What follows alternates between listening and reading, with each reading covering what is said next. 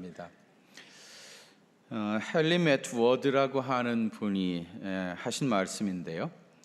무슨 말을 하고 있는지 잘 생각해 보시기를 바랍니다. 이것은 부속품도 필요 없고 건전지도 필요 없다. 매달 사용료 낼 필요도 없고 그렇다고 소모품 비용도 들지 않습니다. 은행 금리하고 상관이 없고 세금 낼 필요도 없습니다. 도둑 맞을 염려도 없고요. 시간이 지나도 퇴색되지 않는다. 한 가지 사이즈에 모두 맞으며 오래 사용해도 질리지 않는다. 가장 적은 에너지를 사용해서 가장 감동적인 결과를 줄 수 있다. 긴장과 스트레스를 풀어주고 행복감을 키워준다.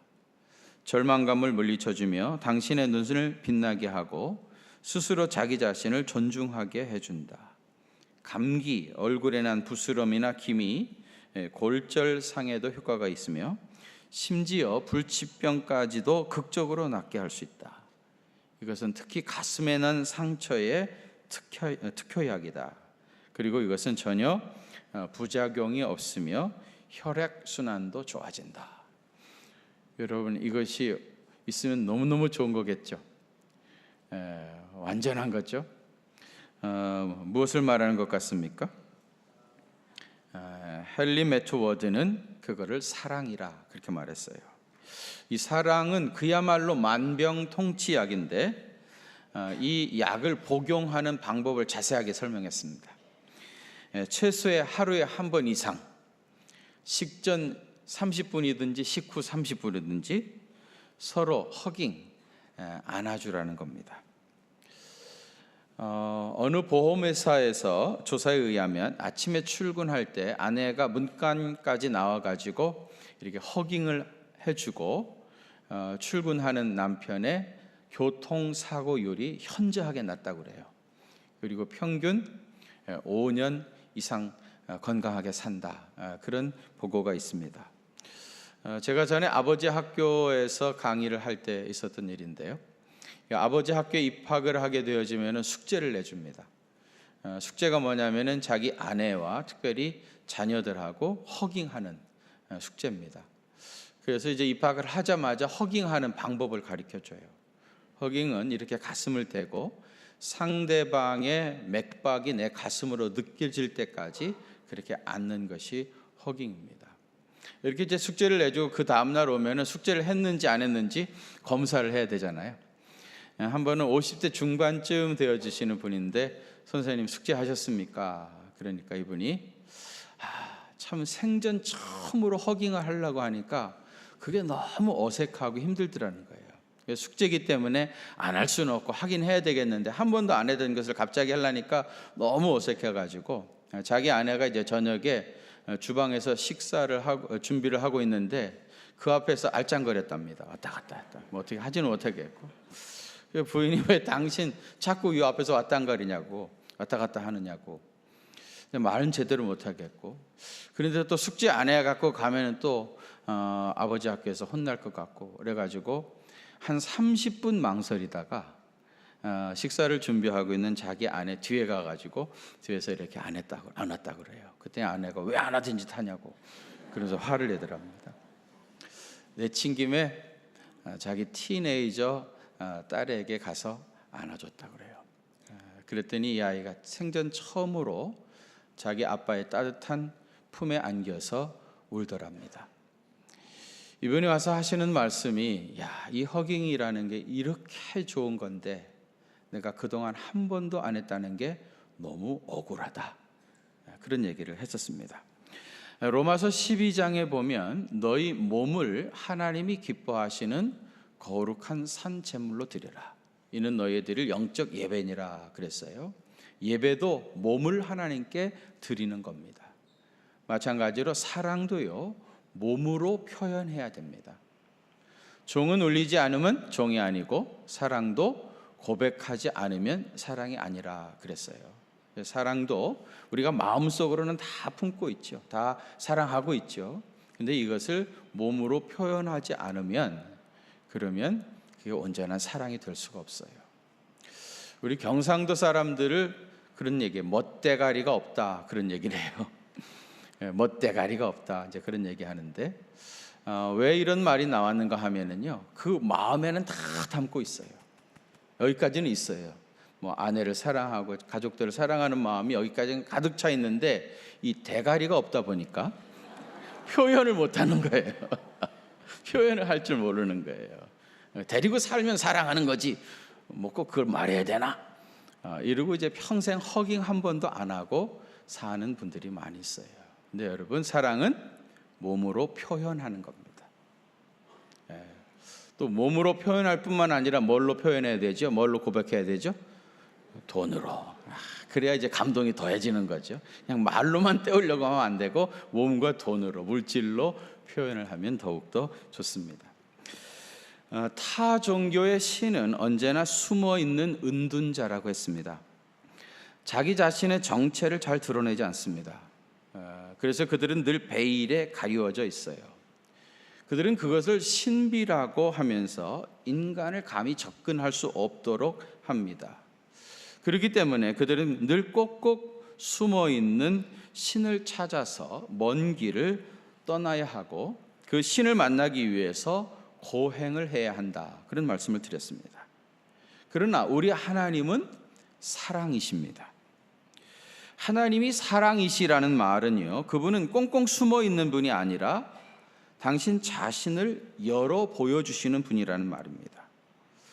우리 기독교는 인간이 하나님을 찾아 먼 길을 떠나는 고행의 종교가 아니라 하나님이 친히 인간의 몸을 입으시고 세상에 내려오신 성육신, 인카네이션의 종교라고 했습니다. 그래서 우리 기독교에만 있는 경전이 뭐냐? 그게 계시록입니다. 이 계시록은 영어로 얘기하면 레벨레이션이라고 하는데요, 이 레벨레이션은 리빌에서 왔습니다. 리빌이라고 하는 건 뭐예요? 껍데기를 벗기다, 감추어져 있는 걸 드러내 보여주다, 뭐 그런 뜻입니다. 계시록은 뭐예요? 하나님께서 숨겨져 있던 모든 것들을 다 들어 보여주시는 겁니다.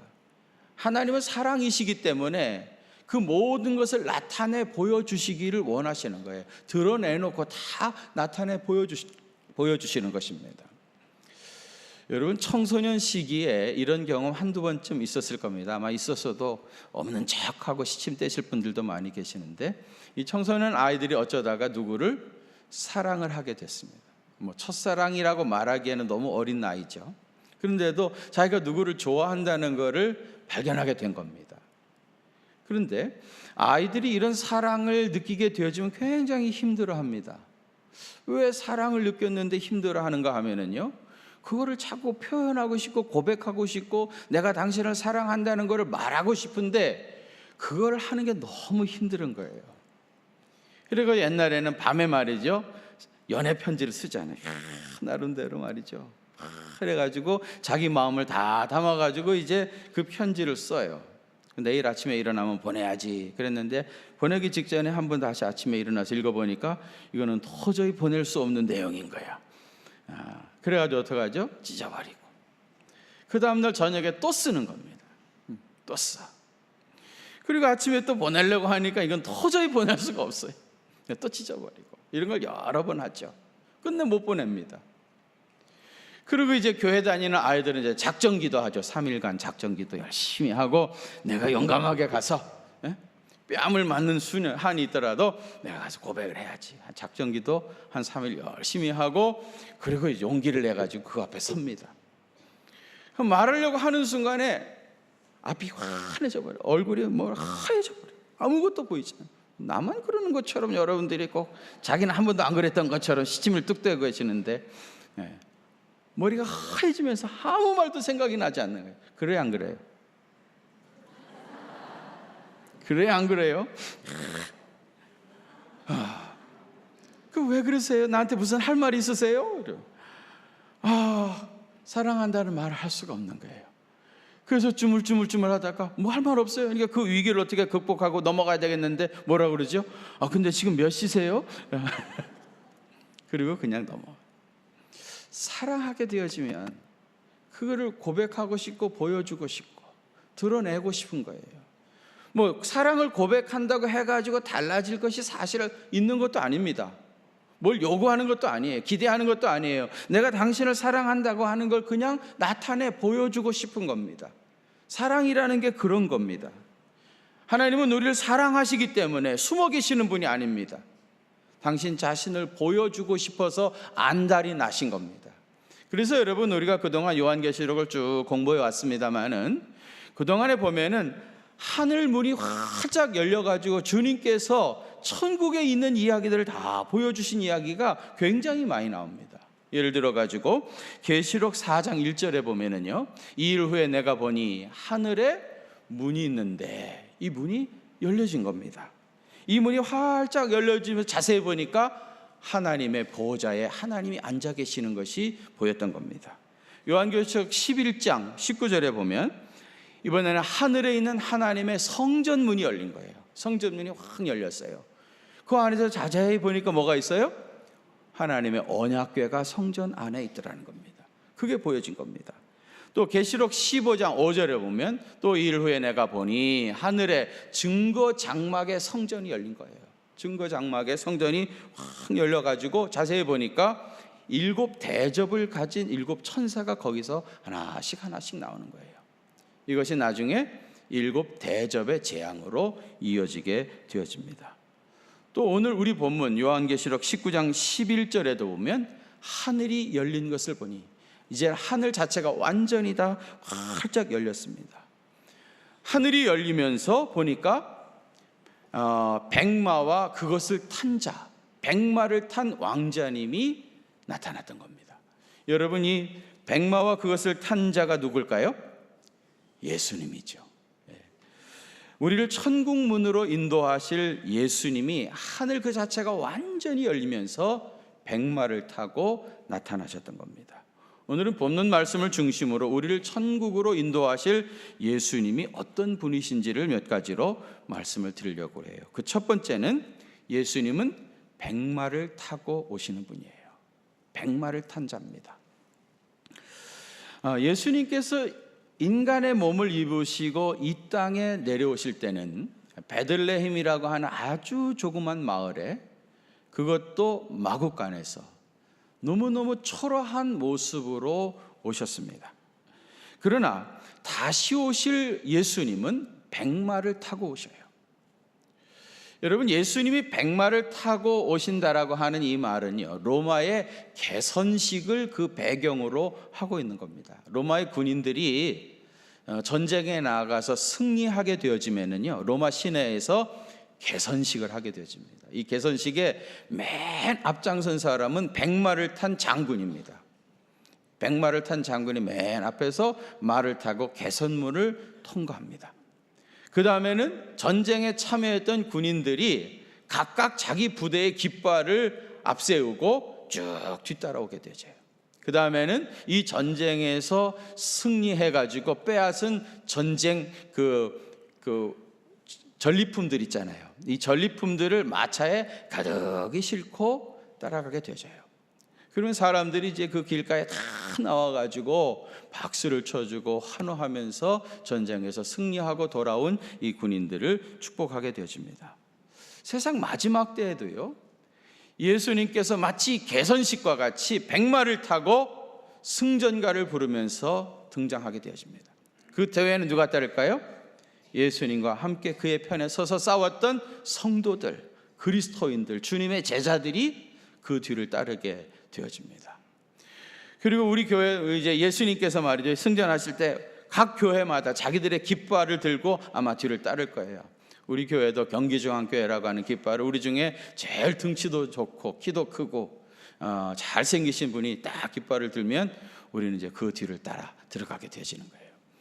그때 여러분, 승전가를 부르면서 따라가야 되겠죠. 그때 우리 무슨 찬송가 부릅시다 이렇게 하면 참 질서가 없어 보이잖아요. 여기서 아예 정하자고요. 아예 그때 들어갈 때 무슨 노래 부르면서 들어갈 것인지 정하려고 하는데, 연습도 한번 해보려고 그래요. 근데 우리가 머리가 너무 안 좋으니까 길게 할 수는 없고 후렴만 잠깐 하려고 그래요. 뭐 하려고 그러냐면은 영광 영광 할렐루야, 영광 영광 할렐루야, 이 찬송 아시죠? 한번 연습하겠습니다. 아까 2부 예배 때는 너무 맥없이 불러가지고 자꾸 연습을 했는데 그래서 예배가 늦어졌습니다. 이번에 한 번에 끝냈으면 좋겠습니다. 우리 경기중앙교회 깃발을 앞에 세우고 온 성도들이 이 승전가를 부르면서 이제 개선문을 향해서 천국문을 향하여 들어가는 겁니다. 한번 하겠습니다. 영광 영광. 죄송합니다. 음정이 안 맞아서 벌써 자, 한번 다시 하겠습니다. 시작. 영광 영광 할렐루야. 영광 영광 할렐루야. 영광 영광 할렐루야. 곧 승리하리. 한 번만 다시 할까요? 영광 영광 할렐루야. 영광 영광 할렐루야. 영광 영광 할렐루야. 영광 영광 할렐루야. 곧 승리하리라. 할렐루야. 할렐루야. 할렐루야. 여러분, 백마 타신 우리 주님의 뒤를 따라서 우리가 이 찬송을 부르면서 영광스러운 하나님의 나라에 입성하게 될 것입니다. 두 번째로 예수님의 이름들이 오늘 본문 11절 하반절에서 16절까지 나오는데요, 우리를 천국으로 인도하실 예수님의 이름이 세 가지로 나옵니다. 여러분, 우리가 평생을 예수님 믿고 주님 때문에 천국에 들어가게 되었는데 예수님의 이름 정도는 정확하게 알고 가야지 않겠습니까? 그 세 가지 중에 첫 번째는 뭐냐면 11절에 충신과 진실입니다. 충신과 진실. 충신이나 진실은 거의 비슷한 의미의 다른 말입니다. 강조하기 위해서 그렇게 표현을 한 것인데, 특별히 이 충신과 진실은 약속과 관련되어서 자주 등장하는 단어입니다. 예수님은 약속에 충실하신 분이심을 말합니다. 예수님은 그 이름이 충신과 진실이기 때문에 약속하신 것을 반드시 지키시는 분입니다. 여러분, 이걸 믿으십니까? 여러분, 성경에서 가장 많은 약속이 반복된 게 뭐겠어요? 여러 가지 약속들이 나오는데 그 중에서 제일 많이 반복해서 약속하신 말씀이 뭐냐면 재림에 대한 약속입니다. 재림에 대한 약속의 말씀이요, 신약 성경에 318번이나 나옵니다. 여러분, 성경책이 책으로 얘기하면 27권이죠, 신약 성경이. 그리고 장으로 얘기하면 240장입니다. 근데 여러분, 신약 성경이 240장으로 되어 있는데 재림에 대한 약속은 318번이나 나옵니다. 그 말은 뭐예요? 여러분들이 만일에 신약 성경을 하루에 2번 읽으신다면 적어도 3번 정도 재림에 대한 약속을 읽게 되어진다, 그런 뜻입니다. 그만큼 많이 나와 있어요. 그렇게 여러분, 가장 많은 약속이 재림에 대한 약속인데 만일에 끝까지 재림이 이루어지지 않는다, 그렇다면 성경은 그야말로 거짓말 백과사전이죠. 여러분, 예수님의 초림이 역사적인 사실이었던 것처럼 주님의 재림도 역사적인 사실입니다. 주님은 충신 또 진실이기 때문에 반드시 약속하신 이 재림의 약속을 이루어 가실 거예요. 언젠가 우리 주님은 분명히 다시 오십니다. 그리고 예수님의 이름 두 번째는 13절 하반절에 보시면은요, 그 이름은 뭐라 그래요? 하나님의 말씀이라 칭하더라 그랬어요. 예수님의 이름 두 번째는 하나님의 말씀입니다. 어떤 사람을 진정으로 알아보기 위해서는 그하고 대화를 나눠봐야 됩니다. 이 겉모습은 얼마든지 꾸밀 수가 있죠. 근데 이제 대화를 나눠보면, 몇 마디 나눠보면 이 사람 속에 무엇이 들어있는가, 그가 하는 말이 곧 그의 인격이고 그가 여태까지 살아온 삶의 내용입니다. 인터뷰 해보면 금방 알 수가 있어요. 얼마 전에 제 아내하고 제가 바람 쐬러 잠깐 어디 나갔는데요, 이렇게 산책하다 보니까 어떤 두 여자분이 서로 사진을 찍어주고 막 그러더라고요. 제 아내가 그런 사람이 아닌데 갑자기 그분들한테 가가지고 내가 사진 찍어드릴까요? 자기가 먼저 그러더라고요. 그러냐, 고맙다고. 그래가지고 그들의 이제 사진을 받아가지고 뭐 제 아내가 여기 있으라, 저기를 쳐다보라, 뭐 이러면서 마치 자기가 무슨 사진 작가라도 된 것처럼 아주 적극적으로 사진을 찍어줘. 그러니까 그분들이 굉장히 좋아하더라고요. 그래서 저는 옆에 서가지고 가만히 있기가 뭐해가지고 제가 한마디 거들었죠. 굉장히 닮아 보이시는데 자매간이세요? 그렇게 물었죠. 그때 이분들이 하는 말이 아니요, 우리 30년 된 친구예요. 그래서 제 아내한테 그랬어요. 야, 친구라는데 참 많이 닮았다. 그랬더니 제 아내가 하는 말이 같은 성형외과 다니나 봐 그러더라고요. 외모는 얼마든지 다 전지현같이 뜯어 고칠 수 있지만은요, 그런데 말은 몇 마디 주고받아 보면 그의 속 사람을 알 수가 있습니다. 말은 곧 그의 인격이고 그의 속 사람이기 때문이죠. 예수님의 이름이 하나님의 말씀이라고 했는데, 이것을 요한복음 1장에서 아주 분명하게 설명하고 있는 사실입니다. 요한복음 1장 1절 한번 같이 봉독하실까요? 시작.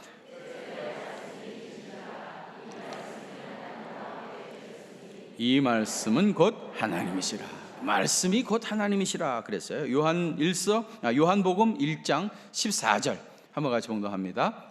말씀이 육신이 되어 우리 가운데 거하심에 우리가 그의 영광을 보니 아버지의 독생자의 영광이요 은혜와 진리가 충만하도다. 아멘. 말씀이 육신이 되어 우리 가운데 거하시는 분이 예수님이에요. 예수님의 이름이 곧 하나님의 말씀입니다. 그러니까 우리는 이 하나님의 말씀이신 예수님을 통해서 하나님을 알고 하나님을 경험할 수가 있어요. 철학자들은요, 근본적으로 지혜를 추구하는 자들이라고 말하지만 궁극적으로는 신을 찾는 학문이 철학입니다. 그런데 철학 공부하다가 정말 하나님을 만났다는 사람은 사실 없습니다. 그러나 우리는 하나님의 말씀이신 예수님을 통해서 하나님을 만나고 알고 그분을 경험할 수가 있습니다. 예수님은 하나님을 알고 만날 수 있는 유일한 창구입니다. 왜냐하면 예수님의 이름은 하나님의 말씀이시기 때문입니다. 또 예수님의 이름 세 번째는 16절에 보시면 그 옷과 그 다리에 이름을 쓴 것이 있으니 뭐라고 그래요? 만왕의 왕이요 만주의 주라 하였더라. 예수님의 이름은 만왕의 왕 만주의 주입니다. 12절에도 보시면은요, 그 눈은 불꽃 같고 그 머리에는 많은 관들이 있다. 예수님의 머리에 많은 관들이 있다고 했는데, 제가 전에 계시록에는 면류관이 두 가지 종류가 있다고 그랬습니다. 혹시 기억나시는지 모르겠어요. 첫 번째는 승리한 사람들이 쓰는 관, 이걸 뭐라고 그랬죠? 스테파노스라고 그랬습니다. 스테파노스는 승리한 사람들이 쓰는 관이고요. 그 다음에 왕이 쓰는 면류관은 디아데마라고 그랬죠. 디아데마. 오늘 보면 12절에서 이 많은 관이라고 했대. 이 관은 스테파노스가 아니고 디아데마, 왕이 쓰는 면류관이라. 예수님은 만왕의 왕이시고 만주의 주이시기 때문에 디아데마, 이 면류관을 쓰고 계시는 겁니다. 여러분, 예수님이 만왕의 왕이시요 만주의 주이심을 믿으십니까? 여러분, 정말 이것을 믿을 수 있다면 뭘 걱정하십니까? 만왕의 왕이신 여러분과 만왕의 왕이신 예수님이 여러분과 여러분 자녀들과 여러분 가정을 지키고 보호하지 않겠습니까? 만왕의 하신 우리 주님께서 이 분단된 조국과 우리 한민족을 지키지 않으시겠습니까? 여러분은 그리스도 안에서 안전합니다. 이걸 믿으시길 바랍니다. 반드시 여러분은 만왕의 왕이신 예수님과 더불어 승리의 노래를 부르게 될 것입니다. 세 번째로, 우리를 천국으로 인도하실 예수님은 어떤 분인가? 피 뿌린 옷을 입은 자라, 그렇게 되어 있습니다. 13절에 보시면 예수님이 피 뿌린 옷을 입고 계신다고 했는데요, 이 말씀은 이사야 63장 2절과 3절을 배경으로 하고 있는 말씀입니다. 거기 보시면 어찌하여 내 의복이 붉으며 내 옷이 포도즙 틀을 밟는 자 같으냐. 왜 네 옷이 붉어졌고 꼭 포도즙 틀을 밟는 사람처럼 왜 네 온몸에 포도 피가 그렇게 많이 보이느냐, 그런 뜻입니다. 3절 보세요. 만민 가운데 나와 함께한 자가 없이 내가 홀로 포도즙 틀을 밟았는데 내가 노함으로 말미암아 무리를 밟았고 분함으로 말미암아 짓밟았으므로 그들의 선혈이 내 옷에 튀어 내 의복을 다 더럽혔다. 그렇게 말하고 있어요. 이게 무슨 뜻인가 하면은요, 이스라엘 백성들이 하는 농사는 주로 포도원이죠. 포도 농사를 해가지고요, 가을에 이제 이게 포도를 다 수확을 합니다. 그럼 포도원 한쪽 모퉁이에 포도즙 틀이 있습니다. 거기다가 이제 이 포도 알갱이들을 다 쏟아 부어요. 가득 부어 놓고요, 너무 많으니까 이걸 뭐 손으로 어떻게 비비고 누르고 할 수가 없으니까 깨끗한 장화를 신고 아예 그 안에 들어가서 이 포도를 밟는 겁니다. 그럼 어떻게 되겠어요? 이 포도 알갱이들이 톡톡하면서 다 터지겠죠. 그러면서 이제 그 안에서 포도즙이 툭툭 온 사방으로 다 퍼지는 겁니다. 다 튀기는 거예요. 그러다가 보면은 그 포도즙 틀을 밟는 사람의 옷에도 이 포도즙이 다 튀겨가지고 꼭 피 뿌린 옷같이 되겠죠. 근데 예수님께서 오늘 본문에 피 뿌린 옷을 입으신 분이라 그렇게 이제 되어 있는데요, 이 말은 뭐냐면 예수님께서 마지막 날 원수들을 심판할 때 그들의 몸에서 분수처럼 솟아난 피가 예수님의 옷에 튀겨가지고 그래서 주님이 피 뿌린 옷을 입으신 분으로 보여지는 겁니다. 그러니까 여기 예수님이 피 뿌린 옷을 입으셨다라고 하는 말은 예수님이 십자가에 달리실 때 흘리신 피 때문에 그렇게 된 것이 아니고요, 여기서는 원수들을 심판할 때 그들의 피가 예수님의 몸에 옷에 튀어가지고 피 뿌린 옷을 입으신 분으로 묘사가 된 겁니다. 이런 의미에서 본문 15절에 보면 진노의 포도주 틀을 밟겠다 그렇게 말씀하신 겁니다. 그리고 이어지는 17절에 보면 하늘에서 큰 잔치가 베풀어졌는데 이 잔치에 초대되어진 것이 사람이 아니고 뭐예요? 새들입니다. 모든 새들을 이 천국의 잔치에 초청을 하게 되어집니다. 왜 이 잔치에 사람이 아니라 새들이 초대를 받았겠습니까? 이 새들이 왕들의 살과 장군들의 살과 장사들의 살과 말들과 그탄 자들의 살과 자유인이나 종들이나 작은 자나 큰 자나 모든 자의 살을 먹게 되리라. 하나님이 심판하실 때 결국 그들의 살을 새들이 먹기 위해서 다 모여든 겁니다. 이스라엘 백성들은요, 죽어가지고 매장이 되지 못하고 버려져서 들짐승들이 그것을 먹어 들짐승들의 밥이 되는 것을 가장 큰 저주라고 생각했습니다.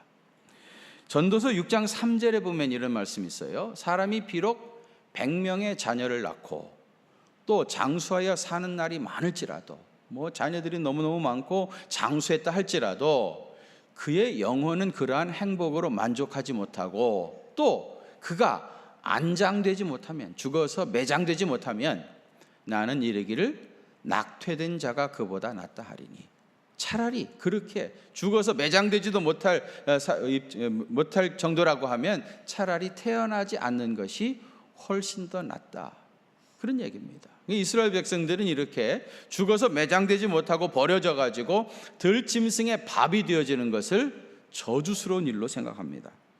그런데 여러분, 오늘 본문에서 이 잔치에 새들이 초대를 받은 것은 원수들이 심판을 받아 죽어 매장되지도 못하고 들에 버려져서 새들이 마치 큰 잔치상을 받은 것처럼 그들의 시체를 뜯어먹게 될 것이라는 말입니다.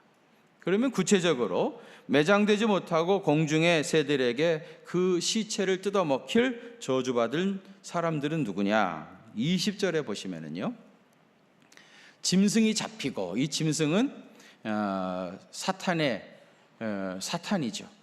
마귀의 대원수 사탄, 모든 악의 원뿔인 사탄 짐승이 잡히고, 그 다음에 표적을 행하던 거짓 선지자, 이거는 사탄의 하수인들이죠. 이들은 짐승의 표를 받고 그 우상에게 경배하던 자들입니다. 이들이 결국은 산채로 유황 불붙는 못에 던져지게 될 것이다. 무적행, 지옥 불못에 던져지게 될 것이고요. 그 다음에 21절에 보면 그 나머지는 말 탄 자의 입으로부터 나오는 검의 죽음에 모든 새가 그들의 살로 배불리더라 그랬습니다. 결국은 버려져서 들짐승들의 밥이 될 것이라는 겁니다. 여러분, 역사의 마지막에 있을 최후의 전쟁은 어린 양이신 예수님과 짐승의 싸움입니다. 이 전쟁에서 백마를 타신 왕자 예수님이 반드시 승리하실 것입니다. 여러분, 이것이 분명한 사실이라면 우리에게 무엇이 가장 중요하겠습니까? 나는 어느 편에 설 것인가? 결국은 어린 양과 마귀의 싸움인데 나는 어느 편에 설 것인가? 그것이 내 운명을 결정하게 될 것입니다. 주님에게 붙어있는 가지는 풍성한 열매를 맺고 승리하게 되겠지만 그렇지 못한 사람은 결국 짐승과 함께 지옥 불못에 떨어져서 영원히 꺼지지 않고 타게 될 것입니다. 악이 비록 성하여도 진리는 더욱 강하다고 그랬습니다. 마지막 때에 갈수록 예수 믿기도 힘들어지고 유혹도 많아지고 이단 사설도 많아도 끝까지 흔들리지 말고 예수님 편에 서시기를 바랍니다. 그러면 여러분은 백마를 탄 왕자 예수님과 함께 반드시 승리하게 될 것입니다. 그리고 한 가지 더 중요한 사실이 있습니다. 우리는 우리 자신을 믿을 수 없는 존재입니다. 나는 지금 마지막 날까지 예수의 편에 서야 되겠다고 다짐하고 작정하지만 내 믿음을 정말 지킬 수 있을지 없을지는 미안하지만 우리가 장담할 수가 없습니다. 그렇기 때문에 우리의 미래가 어떻게 될는지 모른다, 그런 뜻이 아닙니다. 여러분, 우리가 이렇게 연약한 자라고 하는 걸 누가 아십니까? 내가 알고 있고 예수님이 알고 계셔요. 그래서 내가 하나님의 손을 붙잡고 있는 것이 아니라 하나님이 내 손을 붙잡고 있는 겁니다. 여러분, 이걸 믿으십니까? 내가 붙잡고 있는 게 아니에요. 하나님이 내 손을 붙잡고 계시는 거예요. 여러분, 베드로가 물 위를 걷다가 파도를 바라보는 순간에 깊은 바다에 빠졌습니다. 그때 예수님의 손하고 베드로의 손이 맞잡았습니다. 예수님께서 그 물에 빠져들어가는 베드로를 건져주셨습니다. 여러분, 그 순간 말입니다. 베드로가 예수님의 손을 붙잡은 겁니까? 아니면 예수님이 베드로의 손을 붙잡아 주신 겁니까? 시간적으로 얘기하면 동시에 일어난 사건이죠. 함께 맞잡았습니다. 그런데 힘의 논리로 얘기하면 예수님이 베드로의 손을 붙잡아 주셨으니까 베드로가 끌려 올라온 겁니다. 만일에 힘의 논리로 얘기했을 때 베드로가 예수님의 손을 붙잡아 당겼다면 아마 예수님도 같이 물에 빠졌을 것입니다. 예수님이 베드로의 손을 붙잡아 주신 겁니다. 내가 예수님 손 붙잡고 있는 게 아닙니다. 예수님이 내 손을 붙잡고 계십니다. 그렇기 때문에 여러분은 예수님 안에서 궁극적으로 안전합니다. 이것을 다르게 말하면은 여러분은 예수님 안에 거할 수밖에 없는 존재입니다. 내가 예수님의 손을 붙잡았다고 하면 싫으면 놔버리면 그만이죠. 근데 내가 붙잡은 게 아니라 주님이 내 손을 붙잡고 있기 때문에 내가 싫다고 논다고 해서 그렇다고 해서 주님과 관계없이 살 수가 없단 말입니다. 주님이 붙잡고 계시기 때문에 우리는 주님의 손을 떠날 수가 없습니다. 주님의 품을 떠날 수가 없습니다. 주님의 그 섭리 가운데서 벗어날 수가 없습니다. 예수님은 절대로 여러분을 놔주지 않습니다. 끝까지 포기하지 않고 붙잡고 계십니다.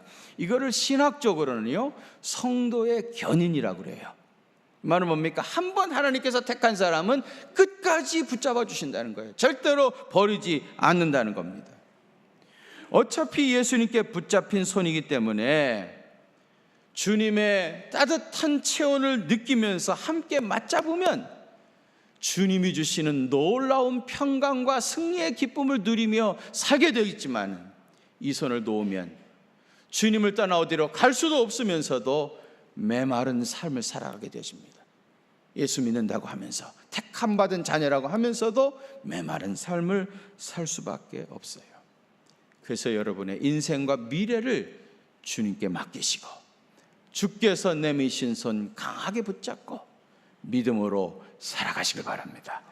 주님이 주시는 승리의 기쁨이 여러분 삶 속에 충만하게 되실 줄로 믿습니다. 기도하겠습니다. 하나님 아버지,